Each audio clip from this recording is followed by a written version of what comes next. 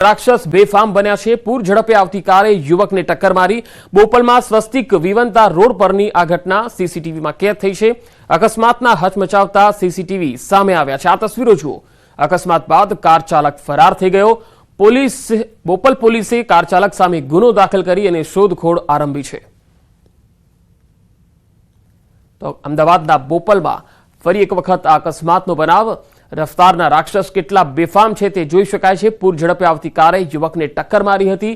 બોપલમાં સ્વસ્તિક વિવંતા road પરનો આ બનાવ છે। અકસ્માતના હચમચાવનારા સીસીટીવી ફૂટેજ સામે આવ્યા। મહેસાણાના કડીમાં ટ્રાફિક નિયમના ધજાગરા ઉડી ગયા। ઇકો કારમાં ક્ષમતા કરતા વધુ પેસેન્જર ભર્યા। જોટાણા આદુંદરા રોડ પરનો આ વિડીયો છે જે સોશિયલ મીડિયામાં વાયરલ થઈ રહ્યો છે। પેસેન્જરોના જીવ જોખમમાં મૂકતો આ વિડીયો વાયરલ થઈ રહ્યો છે। જોટાણા આદુદરા રોડનો આ વિડીયો હોવાની વાત સામે આવી રહી છે। પેસેન્જરોના જીવ જોખમમાં મૂકનારો આ વિડીયો છે। કોલેજમાં વિદ્યાર્થીને હાર્ટ એટેકથી મોત થઈ ગયું। નાની ઉંમરમાં હાર્ટ એટેકથી મૃત્યુ થયું।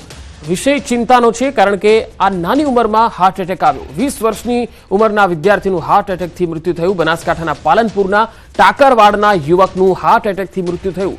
નિકુલ ખાખેડિયા પાલનપુરની જીડી મોદી કોલેજમાં 3જા વર્ષમાં અભ્યાસ કરતો હતો। કોલેજમાં અભ્યાસ માટે આવેલા નિકુલને કોલેજમાં હૃદયરોગનો હુમલો આવ્યો। વિદ્યાર્થીઓ અને કોલેજ સ્ટાફ દ્વારા તાત્કાલિક હોસ્પિટલ ખસેડાતા તબીબે મૃત જાહેર કર્યો। 20 વર્ષીય દીકરાના મોતથી પરિવાર સહિત ગામમાં શોકનો માહોલ છે। અમદાવાદના ચાંદલોડિયામાં યુવકની હત્યા થઈ ગઈ। 9 દિવસથી ગુમ યુવકની દાટી દીધેલી લાશ મળી આવી। સિલ્વર સ્ટાર પાસેની તલાવડીમાં દાટી દીધો હતો।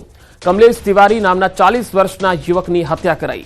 મહાવીર અતુલ મહાવીરની પત્ની સહિત 6 લોકો સામે ગુનો દાખલ થયો છે। આરોપીઓને કમલેશ તિવારી સાથે અગાઉ ઝઘડો થયો હતો।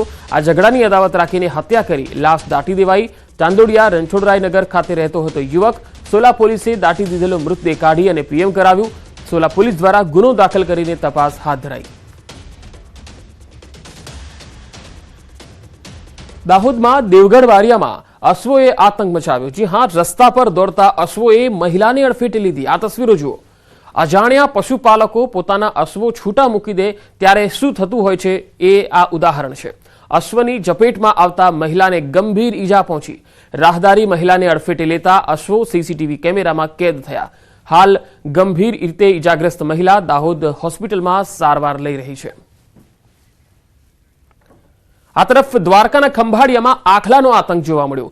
સોની બજારમાં આખલાઓ બાખડ્યા અને આખલા યુદ્ધથી લોકોમાં અફરાતફરી મચી ગઈ। ખંભાળિયા શહેરમાં આખલાઓના કારણે લોકોને હાલાકી ભોગવવી પડી। પાલિકા તંત્ર હજુ પણ ગાઢ નિંદ્રામાં છે।